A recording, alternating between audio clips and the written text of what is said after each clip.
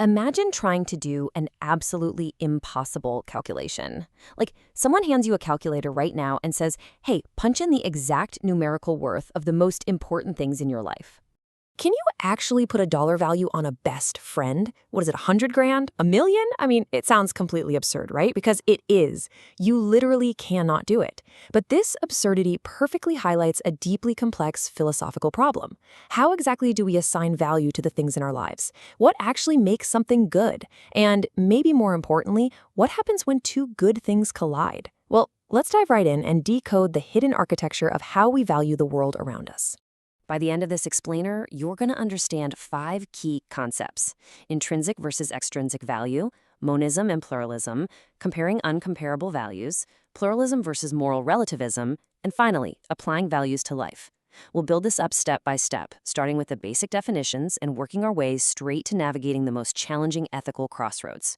Okay, section 1, intrinsic versus extrinsic value. Let's start right at the foundation.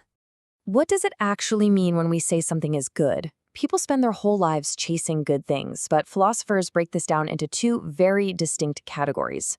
First up, we've got intrinsic value. This is something that is valuable just for its own sake. It's the finish line. You don't want it so you can get something else later, you just want it, period. Second, we have extrinsic value. This is something that's valuable for the sake of something else. Think of it as a tool, a stepping stone, a means to an end. Let's make this super concrete with a real-life example. Step 1, you eat your fruits and vegetables. Now why? Probably not just because broccoli is universally thrilling, but because it leads to step 2, maintaining your physical health. So eating well is extrinsically valuable. But wait, why do you want health? Well, because it contributes to step 3, achieving happiness. The ancient philosopher Aristotle actually argued that happiness is the ultimate intrinsic good. If someone asked him, what is happiness good for? Aristotle would basically say, nothing. It's just good in and of itself. And that brilliantly shows the flow from extrinsic tools right up to intrinsic ends. Section 2, monism and pluralism. Now that we've got the basics down, we need to look at the very top of that value ladder. Now, you might be wondering, why does it even matter if we have one ultimate value or many? It sounds a bit like academic hair splitting, doesn't it? But actually, how you answer this completely changes how you resolve conflicts in your own life. It literally dictates whether you see the world as a math equation with a single right answer, or more like a balancing act with no perfect solution. So let's look at these 2 opposing camps. On the monism side, the argument is that there is only one fundamental intrinsic value forming the foundation for everything else. For instance, hedonists believe pleasure is the one true fundamental value. Everything else is just a way to get to pleasure. But on the pluralism side, the argument is that there are multiple fundamental intrinsic values. And here's the absolute key phrase: they are not reducible to each other. For example, a pluralist would say knowledge and love are both intrinsic goods. You can't sum up the value of love in terms of knowledge, and you can't measure knowledge in terms of love. They stand completely alone. Let's connect this to real life, where the theory hits the pavement in what we can call the conflict resolution trap. Consider the deeply complex issue of physician-assisted suicide. Now, we aren't taking sides here, we're just looking at how these 2 frameworks process the dilemma. A monist who believes pleasure, or the absence of pain, is the single intrinsic good might actually resolve this easily. If a patient is in unendurable pain that prohibits any pleasure, ending life to cease that pain is the logical choice, because they have one standard of measurement. But a pluralist? A pluralist struggles immensely with this. Why? Because they view both the cessation of pain and the continuation of life as intrinsic goods. Neither is inherently better than the other.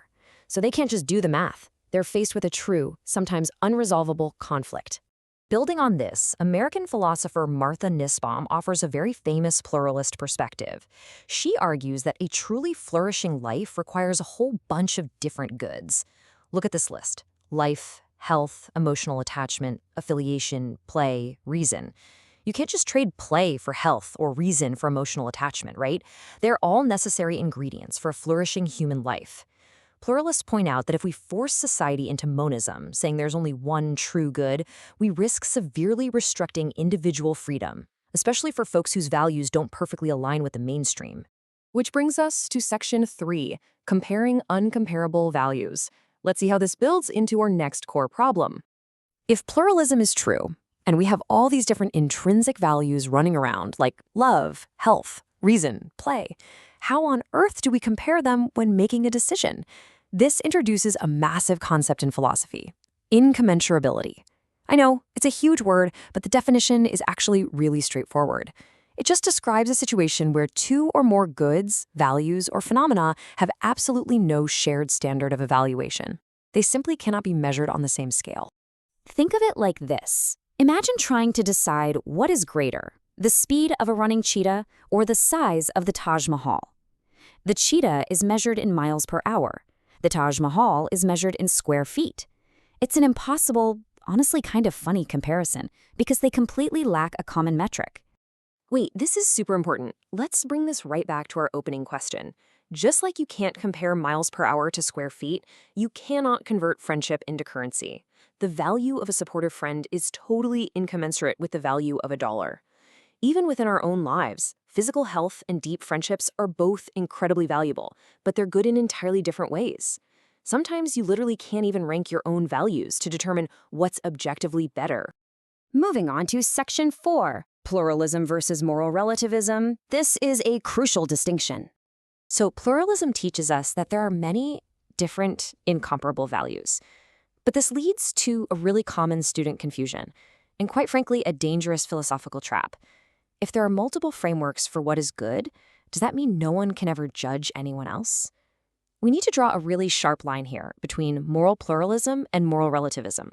Moral pluralism simply states that different moral frameworks exist, and they can't always be neatly unified into one master theory. But moral relativism, that makes a much more extreme claim. Relativism asserts that every single framework is equally valid just because a culture decides it is, which absolutely prohibits cultures from judging each other's value systems. This is a really common mistake. Thinking pluralism means anything goes. It absolutely does not. Acknowledging that the world has multiple valid ways to live a flourishing life doesn't mean you have to just accept every single cultural practice as morally flawless. Martha Nussbaum specifically warns against the dangers of strict moral relativism here.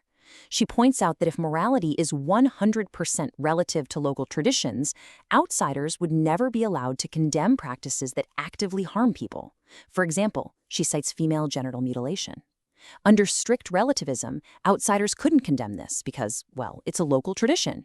But Nussbaum argues forcefully that we cannot abandon feminist issues and gender inequality just to defend local tradition. Instead, she advocates for what she calls reasonable pluralism. This is a universal account of justice that is sensitive to cultural differences, for sure, but still holds the line on fundamental human rights. And finally, Section 5, applying values to life. Let's bring all these high-level concepts back down to earth. Before we wrap up, let's connect everything we've covered back to your actual life. We've gone from the ancient Greeks right up through modern feminist philosophy, and understanding whether you look at the world as a monist or a pluralist isn't just some textbook exercise.